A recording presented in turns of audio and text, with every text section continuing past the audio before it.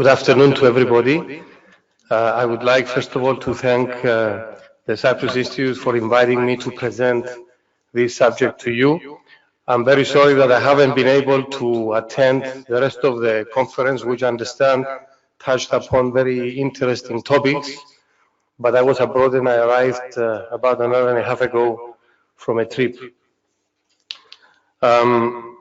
I am a partner at Deloitte, heading the financial advisory, so my background is not engineering, it's financial, and I have been requested to present this project to you. My acquaintance with the project is in the capacity of acting as financial advisor for the company that is sponsoring the project. So what I will attempt to do in the time allocated to me is, first of all, make a brief introduction about the renewable energy framework in Cyprus. George has already covered many of these things, so I will be very brief. Then what, in our opinion, are the limitations for the renewable energy sector in Cyprus, and what are the measures required to improve the system reliability and to enable the higher penetration of renewables.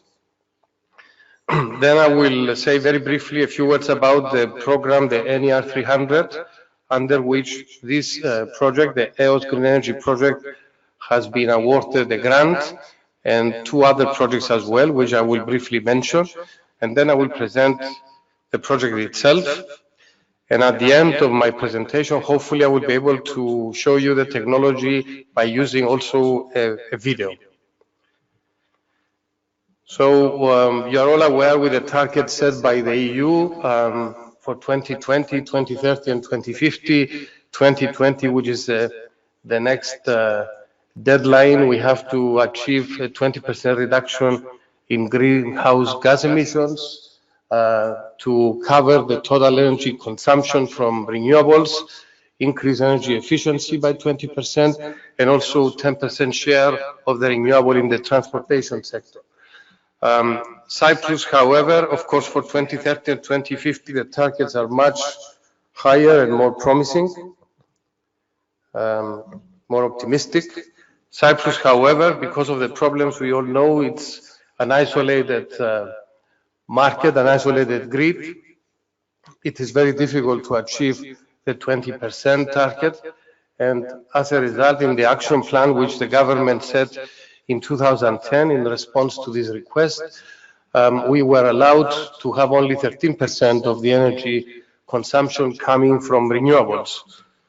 The National Action Plan, which is of course under implementation, included various support schemes for electricity generation from renewables, which provided for stable feed-in tariffs for 20 years for wind, photovoltaics, biomass and CSP. These schemes have been terminated.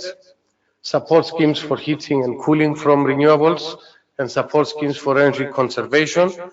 The subsidy schemes, as I have already mentioned, they have come to an end, and any renewable projects which will be connected to the grid will operate under the liberalized competitive electricity market, which is expected to become operational by the middle of 2020. On this slide, I show what we have achieved so far in renewables with the existing schemes. So we have achieved 8.4%, the average penetration, based on the total generation in Cyprus for 2017, where we have statistics for a complete year. And these are coming from three technologies: photovoltaics, wind farms, and biomass, biogas. On the photovoltaics, we have total installed capacity 78.1 megawatt. That excludes the net metering system, under which we have another 37.1 megawatt. So in total is around 120. And from the photovoltaics, the total production of electricity for the period January to August of this year was 89 gigawatt hours, and from the net metering, 56 gigawatt hours. And the number of projects connected to the grid, 1,938. On the wind farms, we have more capacity, 157.5 megawatts installed capacity. The number of projects connected is 6, and the total production 153 gigawatt hours for the period January to August. Much smaller figures for biomass and biogas, 9.7 megawatt installed capacity, production in the corresponding period 24.5 gigawatt hours, and the projects 14.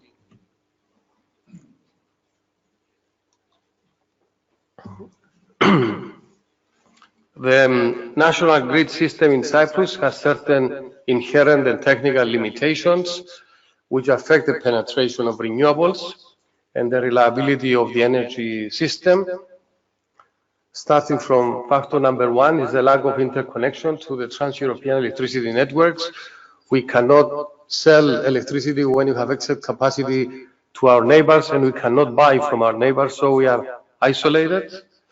There is lack of storage capacity for the electricity which is produced by renewables. There is a limitation on the amount of intermittent renewable energy that may be connected to the grid, to the system. The installation of large conventional units at Vasiligos, together with the minimum limit for stable generation of 50%, is also another limiting factor. The current low cost of producing electricity from conventional means, and the low demand compared to the original predictions, which is the result of high energy savings which have been achieved. Now, what can be done? What measures can be introduced for improving the system and enabling us to achieve a higher penetration? Certainly is to invest in innovation, trying to find innovative solutions that will handle some of the problems. Introducing smart grids in the national network, which will be independent and self-supported. The Euro-Asia interconnector, which has been mentioned already, that will provide connection to neighboring countries, and that's the project for connecting Cyprus with Greece and Israel. And certainly promoting the development of renewable energy projects that facilitate the storage of energy and the continuous production on a 24-hour basis to the extent that is possible. And certainly promoting the installation of storage on existing large-scale renewable projects. A few words about the NER 300 program. It's a financing instrument which is managed jointly by the European Commission, the European Investment Bank, and the member states.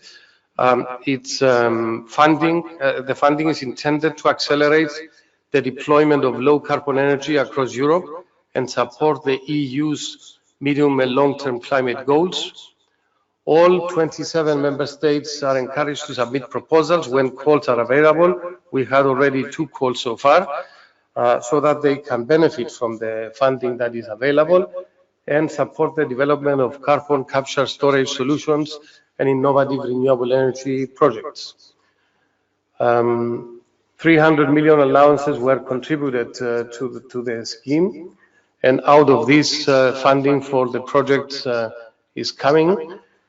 Currently there are no active calls, but there are other schemes which can provide financing, like the Innofin, the energy demo projects, etc.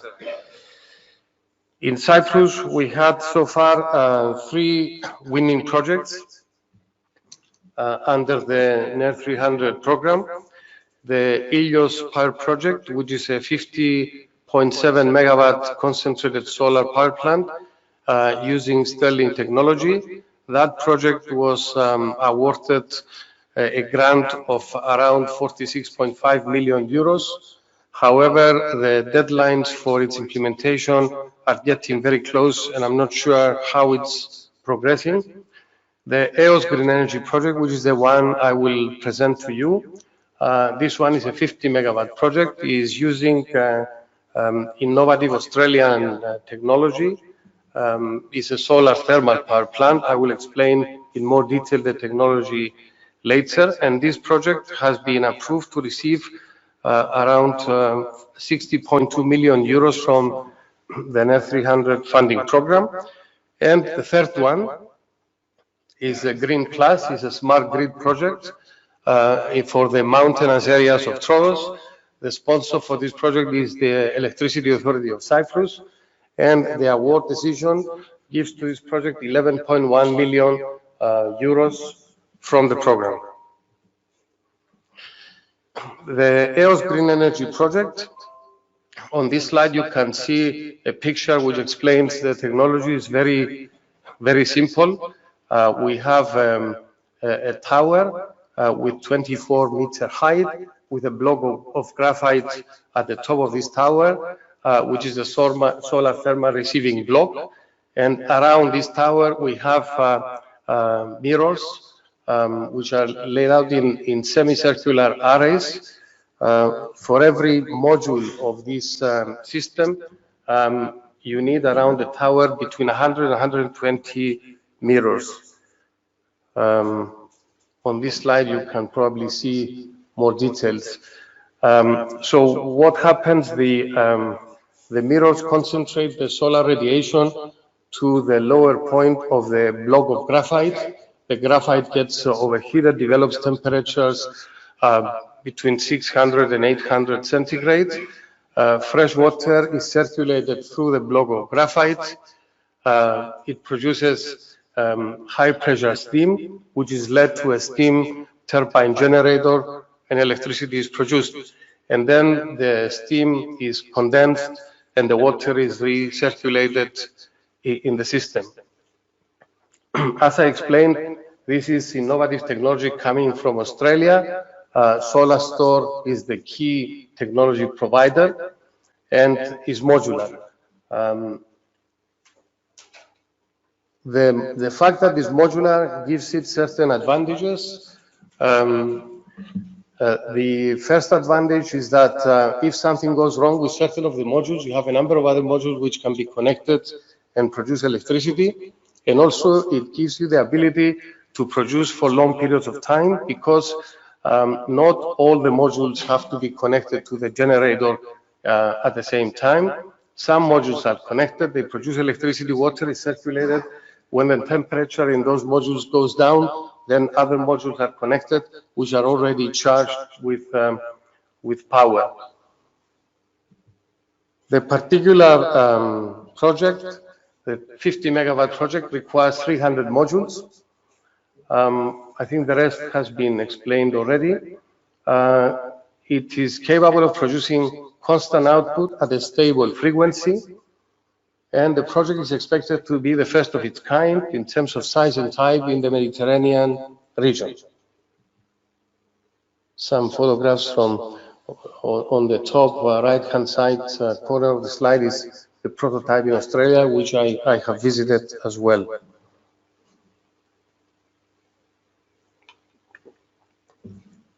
The project will be developed on a total land area of 1,141,000 square meters.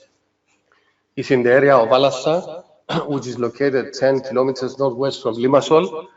And this area has strong solar irradiance. The DNI is 2,232 kilowatt hours per square meter. It's at an altitude of 400 meters above sea level, with on the slopes of the mountains overlooking the Kyriakides water dam, with excellent solar meteorological conditions. And the water can be supplied from the Kyriakides dam with a water irrigation network. Of course, I have to mention that the project does not require large quantities of water, because the water is recirculated and you have to cover only what is being evaporated, which is not that much. So the submission of the application took place in the second round of the program in 2013. The award decision was taken in 2014 for 60.2 million, and the project is expected to operate within the liberalized new electricity market in Cyprus, expected to become operative in mid-2020. The benefits from this project is that, first of all, it can act as backup and can support the TSO in managing the grid. It's able to produce at any time during day or night. The production of electricity is free from any CO2 emissions, so it will contribute towards the reduction of the penalties we are facing. And also it will contribute towards helping Cyprus to achieve the 2020 targets. Certainly will create new employment opportunities during the construction, but later on also during the operation stage. It will reduce the payments for purchasing of crude oil for Cyprus. It enables the management to forecast the electricity generated with a relatively high degree of precision, and that facilitates the TSO in planning the electricity loaded to the grid from the various sources. The implementation will also provide an opportunity for further research, which is expected to lead to the development of the technology, the development of in the competitiveness of the technology that will lead to a reduction in the capital expenditure and lower operating costs in the future. And certainly the ability to provide stable supply of electricity, unlike the other technologies, the photovoltaics and the wind, therefore reducing the need for backup capacity from conventional means.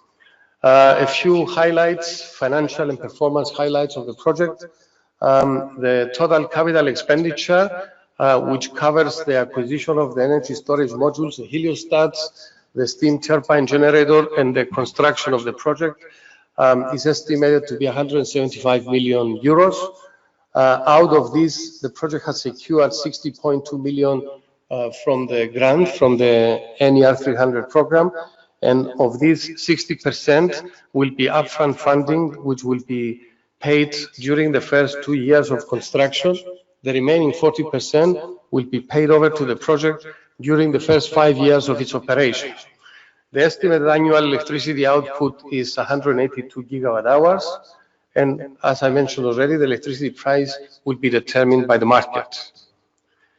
The involvement of Deloitte in the project, just to explain, we have been involved with the promoters and the providers of the technology since 2010. It's a long period of time pursuing this project to be implemented. We provided support in dealing with the ministry, the regulator, the TSO during the licensing process. We prepared the feasibility study and the application for the NER 300 program, which led to the grant of the 60 million. I personally visited the prototype of this technology in Australia, near Sydney, in southwest Australia, in 2011, just to see how it's working and to see the technology myself. Then we supported the providers of the technology for submitting a pilot project in Morocco under the Green Climate Fund scheme, and we continue to provide support as financial advisors for the sponsors and the banks involved, and hopefully we will achieve the implementation soon, which will help solving a number of problems, including meeting the targets of 2020. That's the end of the presentation. I will try now to activate the video. No?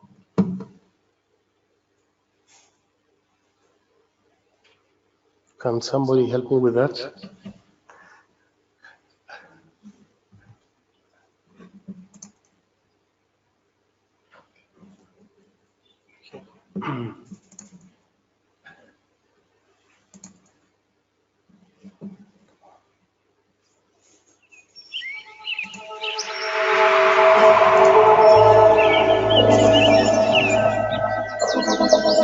A new day dawns in a solar energy plant that can produce power 24 hours a day.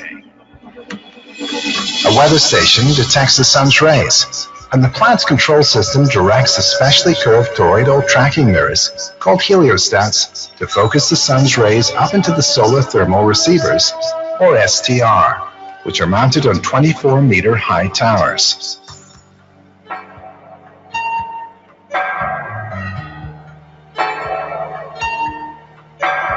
An STR contains 10 tons of graphite, and as the morning progresses, the graphite is heated by the sun to a maximum of 800 degrees centigrade. The accuracy of the heliostats is continuously monitored by a camera at the base of the tower, and if required, recalibrated by the plant's computerized control system to correct any tracking errors.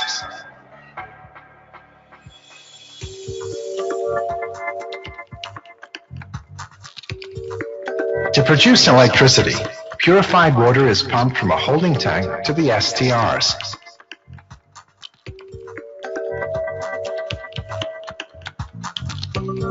Within the STRs, the water passes through a series of pipes embedded in the graphite called heat exchangers. The hot graphite converts the water into superheated steam.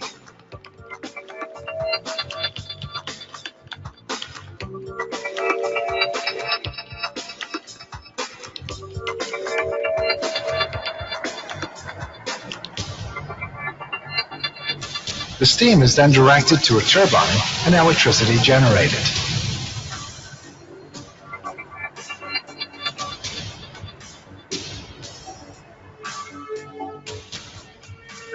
After it leaves the turbine, the steam is cooled, and the resulting water is returned to the holding tank to be recycled.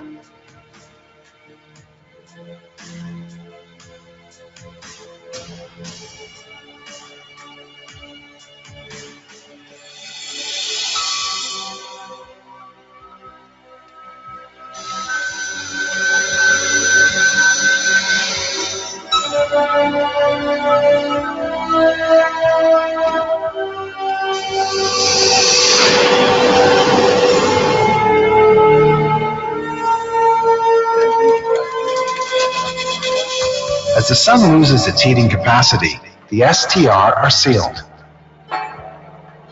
Once an STR has cooled, the control systems automatically remove it from the system and bring online a new hot one, thus maintaining the flow of steam. The solar store system, having produced power during daylight hours, will continue to produce that power during the night. When the sun rises the next day, it will reheat those STRs that have cooled during the night. Meanwhile, other STRs heated the previous day and not used during the night will continue to provide steam to the turbine and generate a constant flow of electricity. The solar store system is modular. The more energy you need, the more STRs you add. Environmentally friendly, low cost, guaranteed 24-hour solar power. Solar Store.